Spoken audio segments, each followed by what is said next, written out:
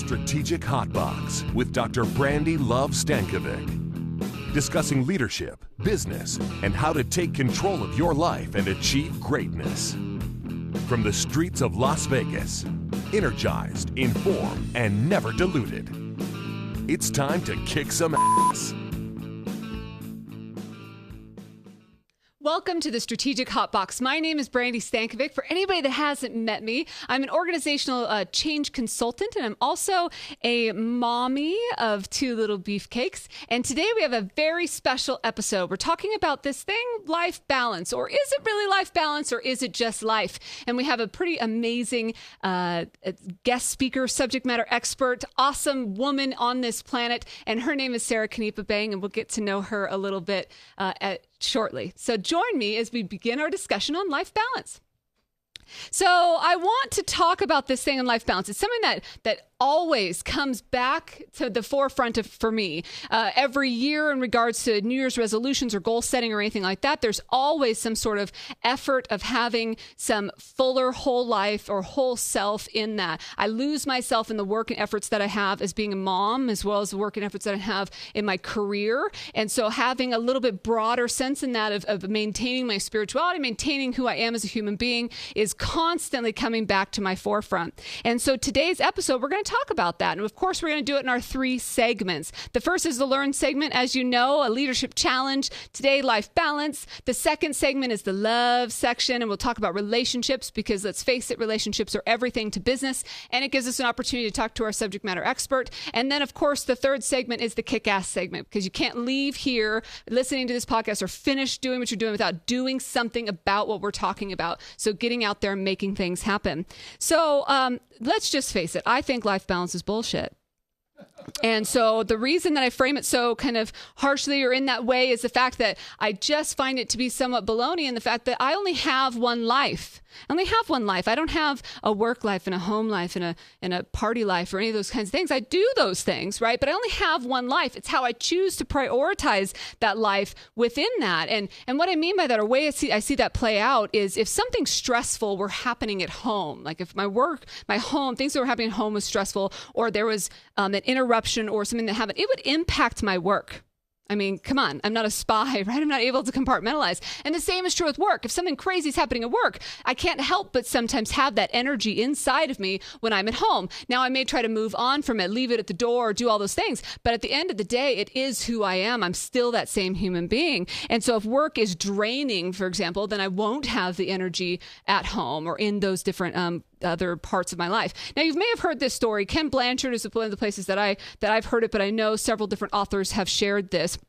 In the reference of rocks, right? So if you picture a bucket, and there was this professor that was showing an example on time management and broadening and balance and things, and he had a bucket, and he put a bucket up on top of the table, and maybe you can picture that. And then he picked up these big rocks, and he put all these rocks into the bucket, right? Till it was very full to the top. And then he asked the group, is the bucket full? Right? And everybody's like, yeah, a bucket's full of rocks. And then he went down and he picked up smaller rocks and he dumped the rocks in and shimmied it, and all the rocks kind of fell down. And I know several of you have heard this story, but kind of stick with it to see this broadened perspective from it.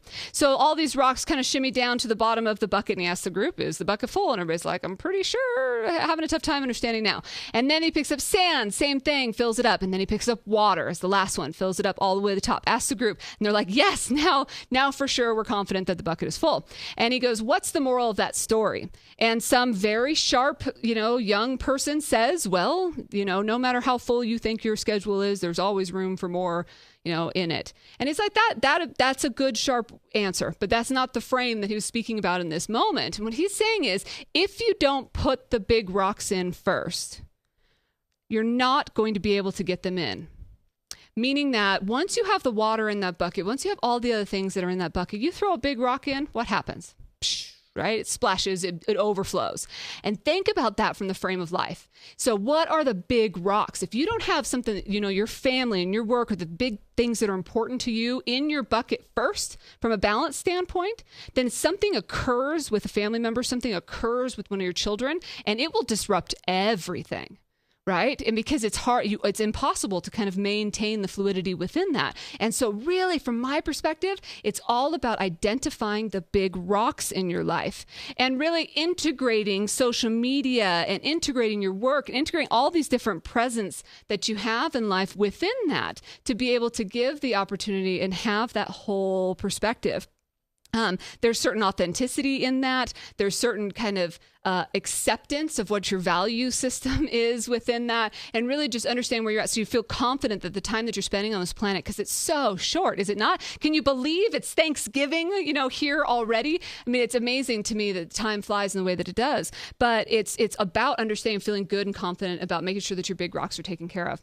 The final kind of piece in that I want to share before we bring in our subject matter experts is the idea of the role that stress can play.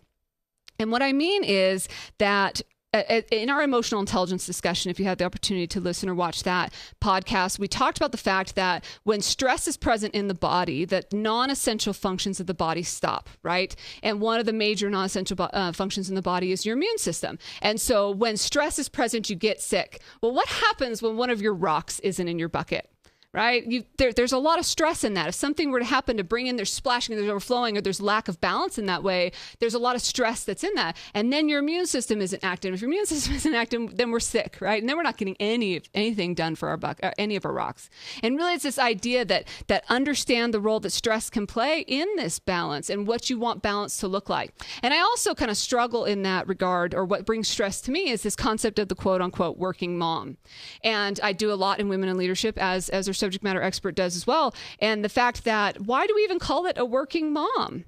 No one would say you're a working dad, right? If you're a man that's listening to this and has a job with children, that people don't use that term. But because I'm a woman in this job front and with my children, then I'm a working mom. And so there's also the pressure that I put on myself in balance, having to do with what I think society thinks I should do.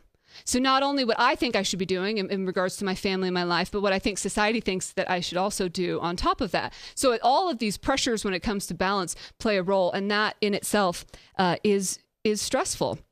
So the little story that I want to leave you with as we transition is about my little guy, Andrew. So he just turned 4, literally, a few weeks ago, and he's the most delicious thing in the world. But when he was about a year old, he was a little sick, under the weather, and I was holding him in my arms, and I was sitting in his room, kind of next to his crib, rocking him to sleep, and that type of thing. One of those moments, a special moment between him and I. And in my head, because I had to leave on a trip the next day, in my head was running through all the things that I had to do. I had to pack. Where am I going? Like, did I check in for my flight? What do I? I don't know if any of you guys have a brain that works like that. That's just constantly turning and turning.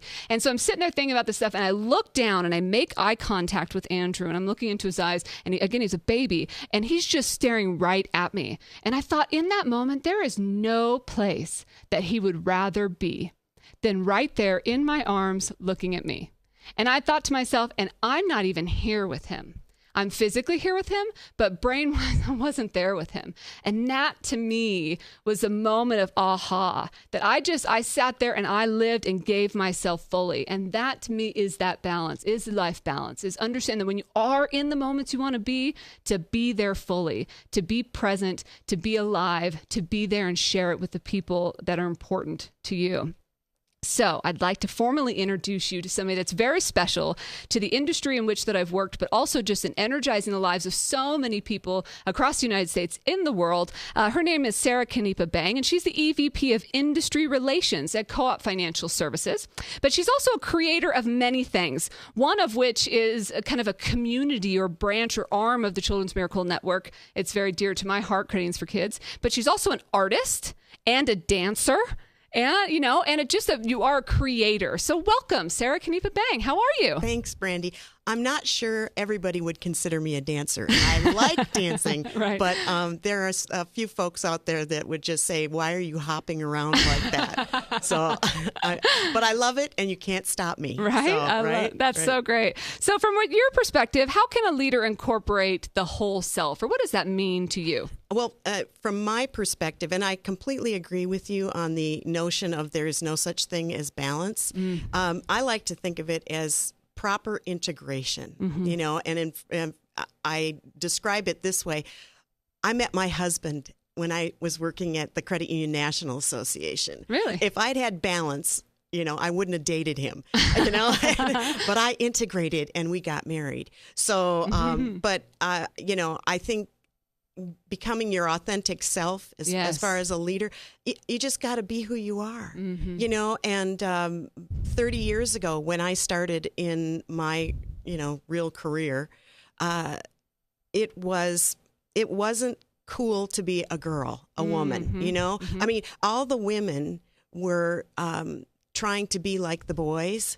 And this is just me, they were trying to be more like the boys.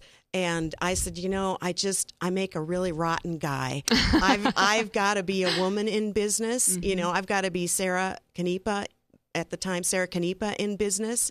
So it was all about, how do I come in, be my authentic self, play the game, because a lot of times there's politics and things like that, and people aren't going to like you if you're authentic. There are some people out there that won't like that. It's true. But you have to, but if you like yourself, it's not a problem. So what kind of hassle or kind of discrimination or judgment or challenge have you had in kind of opening yourself up or being more authentic in that way? Well, there have been times when, somebody will look me up and down and go, that's an interesting outfit, and I'll say, you like it, huh? And then other people will say, I wouldn't have the nerve to wear that. And I'm like, you like it, huh? But usually I think when people think about me, they think my brand, I try, to, let me just say this. Clothes are a paradox. They cover you up and they also reveal you, right? Interesting. Right? Yeah. And so I understand that when I'm putting on my brand, my clothing, everything, it's part of my armor to go out there and face the world. And again, I'm declaring who I am. And one of the things that is really terrific about this approach is that because I kind of get out there with my clothing, my shoes, the drill. People who I don't know will come up to me and go, "Oh, awesome shoes." 9 times out of 10, draws attention. Yes, it draws, but in a good way. It becomes your social. I was describing this to someone else.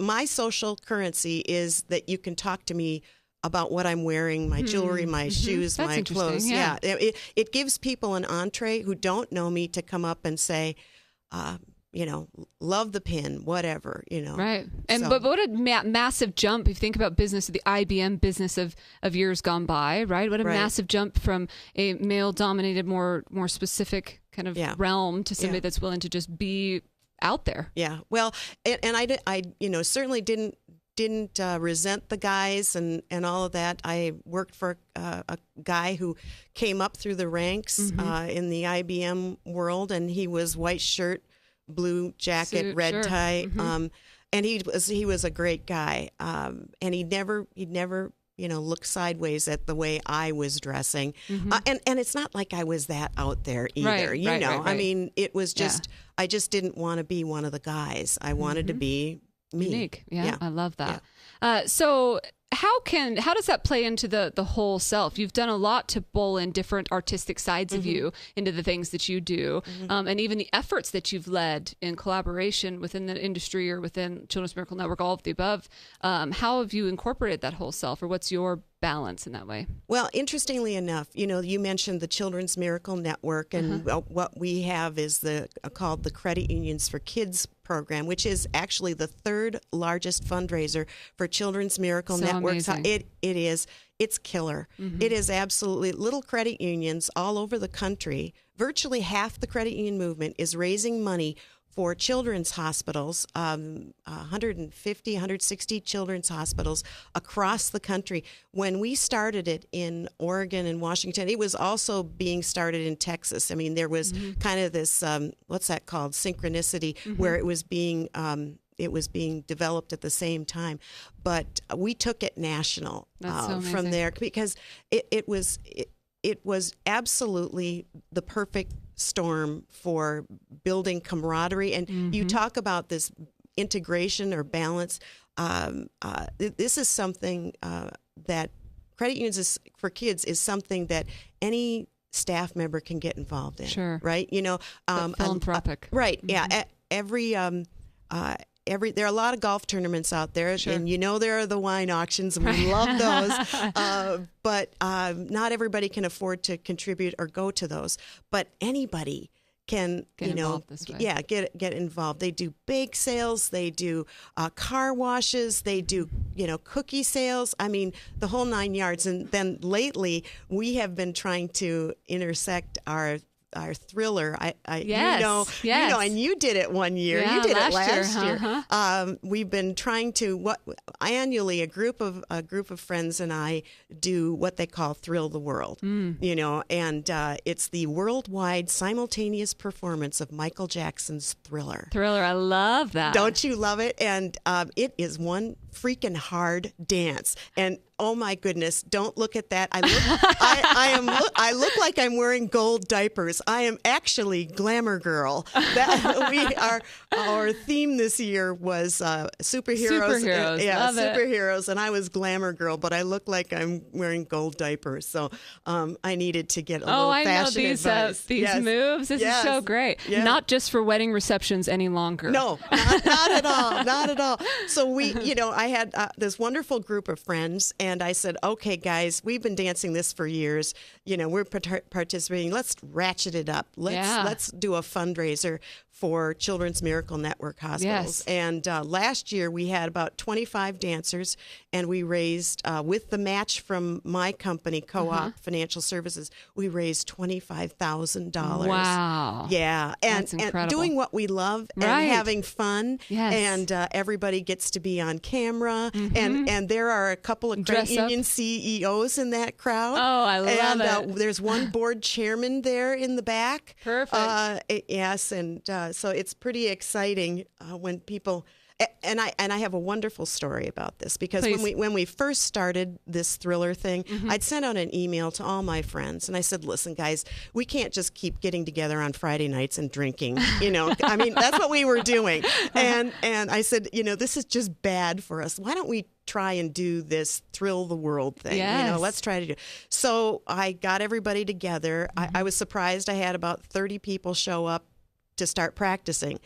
And it was hard. It was really... It's a hard dance. It's a hard dance to learn. And I had one woman the next day send me an email saying, I am never answering another email that you send out again, and I quit. And I said, okay, Loretta, you can quit, but you still have to come to practice. You still have to come to practice, because we're going to learn this. I mean, it took us, we're not the greatest dancers, but it took us a month of practicing practically every night to learn this dance. Too. And Loretta, who, she was going to give up right after the first rehearsal. At the time, Loretta was something like 50 pounds overweight, right? And she couldn't lose. All the time I had known her, I'd known her for 4 or 5 years, she couldn't lose any weight. And once she started doing this, and then shortly after our big performance, she had dropped 50 pounds. Whoa. Yeah, and it wasn't so much that, that's really hard exercise. There's no two ways about it. But the issue was that she didn't quit, and she stuck with it, and I think she showed herself that she could do hard things. Oh, I love that. Yeah. So there's a lot of achievement in that. Yeah. So you've brought in dance, you bring in the philanthropic side, and you're also an artist. I'd say, how do you maintain that? How do you keep that going? Well, because your career has not stopped, since you began as well. Yeah. I will be honest that I have my months where it's all dancing. I'm putting together dance videos. They're really bad, but we're putting together dance videos. And when I'm working on that, I don't go out to my studio. So I kind of do the creative stuff in spurts. Extracurricular. I've tried to do 10 minutes of painting, 20 minutes of piano, and 30 minutes of dancing, and it just doesn't work.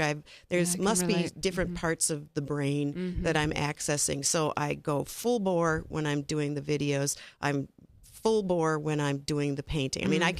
I can get up early in the morning and not leave my studio until I have fuzzy teeth, At the end of the day, it's like, well, where'd the fur coats on my teeth come from? Because I haven't gotten up. I haven't even gone to the bathroom because I'm so engrossed. Into it, yeah.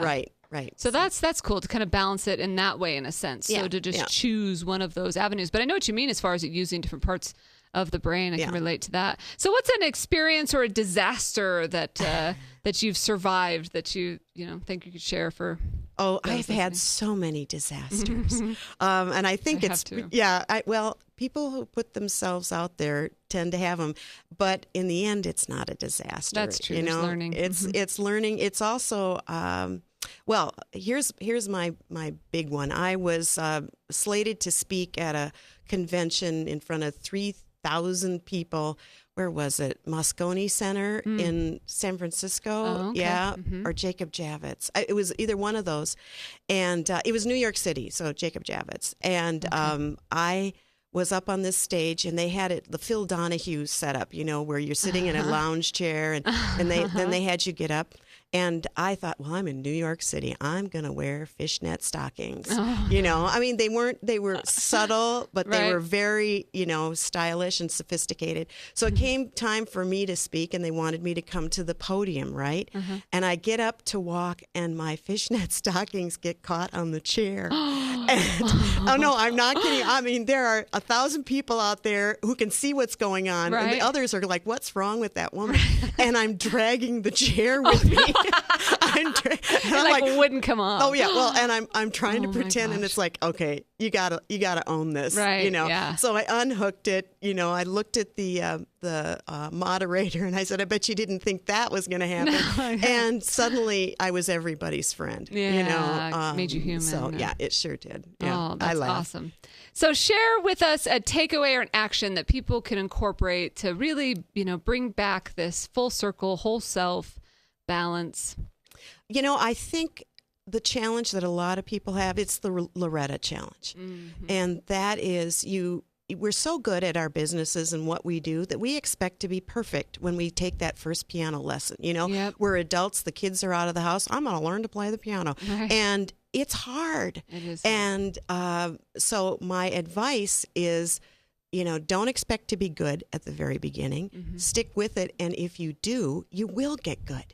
I mean, after 8 years of dancing Thriller, I show up in gold diapers, so I can tell you that it takes a while, but it brings such joy, and when I can finish painting, I just finished a painting that I am so in love with, and I couldn't have done that 5 years ago, but you have to practice. Yeah. It's just like anything. You got to practice. So stick with it. Love that. One of the things that I've heard you say in the past that has always stuck with me is about, and you have a certain term for it, and it is about doing the stinky jobs to, yes. So it's like the idea of, so not only trying new things to see with, but also be willing to do what others It's my manure theory of keeping your job. Yeah, it's because after the apocalypse, who's going to be left? It'll be flies and cockroaches. Why? Because flies and cockroaches can live on shit.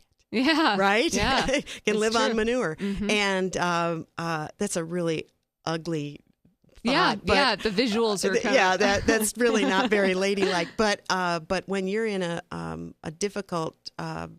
if people are looking to lay you off, they're not going to lay off the person that deals with the most difficult customers. You're right. They're not going to lay off the person who steps forward and says, yeah, I will take out the garbage and call the meanest, scariest. Or whatever, yeah, exactly. So you've got job security, but you also build up, because if you can take the crummy jobs, and I can tell you this, that most of the jobs that I've been hired for, it wasn't a job that anybody else wanted to do. And then suddenly, after you do it for a while and you stick with it and you're good at it, suddenly it's a job that other people want. Right. Yeah. Exactly. Yeah, it is. So anyway, yes, it's my manure theory of keeping your job. I love that. Thank you for that and all of your little nuggets of insight and for being here with us today. So let's go out to our shout out.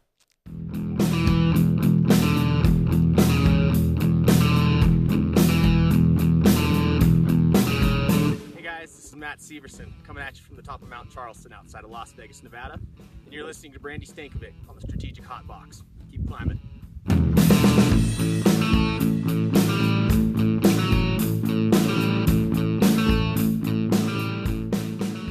I would say there's nothing more than, incorporating that whole self or life balance than climbing to the top of Mount Charleston. What an incredible view there from that shout out and Matt Severson. I also want to give him a special shout out or love in the fact that he was my very first, friend that was out there that was willing to support my madness. That is the podcast and going out and giving me one of the coolest shout outs ever. So thank you to Maddie there in Mount Charleston. And thank you again to Sarah Canepa Bang for being here as our subject matter expert. So now it's time to kick some ass.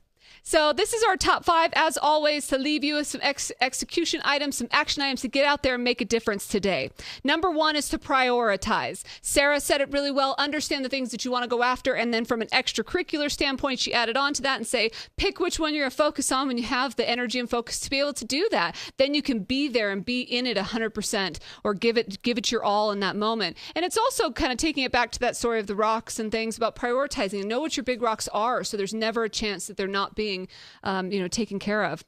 The second is integrate life. I love that here I have it again. I love that you kind of brought about that. It really is that life integration. You mentioned about your husband and meeting your husband and you really integrating those two lives. And it really does. It is a journey in that way and a choice. It is a choice. So, can people achieve certain things that they want to achieve? Of course. And it just is a matter of what it is that you're going after. If you choose to have a priority that's different than somebody else's, you will have a career. So an example would be if two people have the same career and one chooses to spend more time outside of that career and doing extracurricular or home or different types of things, they'll have a different career experience than somebody that's living wholeheartedly and 100% on the job. They just will. But it's a choice. It's a choice about priorities and a choice about integrating what those different parts of life are. Number 3 is to be aware of stress. It sounds like fear is a big piece of that as well. Like the example with Loretta and the accomplishments that she achieved, and just be aware of the stress, the role it plays on the body, the things that the mental models that we force on ourselves, like mine in what I'm wanting to be in regards to a working mom and that type of thing. So just be aware of what stress can play in regards to this balance. Number 4 is exercise and breathe. I think none of us get as much as we need. And so really focusing on that. Dance, thrill the world. Her video, Sarah Canepa Bang's videos are on YouTube. If you want to check those out, she's got a Sarah Bang YouTube channel, yeah. Right? So that we can share, that people can get out there and check out those videos. And you don't have to be good at it. I love that. Just go out and try. You don't have to be good at it. Just get out there and exercise and breathe. And number 5 is being present. The example that I gave of Andrew, in those moments that you are where you want to be, that limit the distractions, be focused in the present and absorb the moment. We've talked a lot in past podcasts about technology and distractions and all of that, but just be there, be in it, the whole self, that becomes the balance then. So those are our top 5 kick-ass. Thank you again to Sarah. If somebody wanted to get a hold of you, where should they do that? They can email me at sarahcbang at comcast.net. Perfect. Yes, Sarah with an H. Sarah C. Bang at comcast.net. And we'd love to hear from you, or just contact us and we'll get you in touch with Sarah as well. And you can do that at podcast at strategichotbox.com, or hit us up on Twitter, Instagram at Brandi LUV, BRANDILUV. And be sure to add the show to your favorite RSS feed. And we'll just keep the episodes coming your way. You can always message us and let us know if there are topics that you'd like us to tackle here on the Hotbox and bring some subject matter experts in to do that. Any ongoing access, if you need some leadership tools or things like that, you can always pick up a copy of my new book. It's called The Strategic MVP. It's co-written with Mark Thompson, and it's available at any book retailer. So until next time, thank you again. Get out there and kick some ass.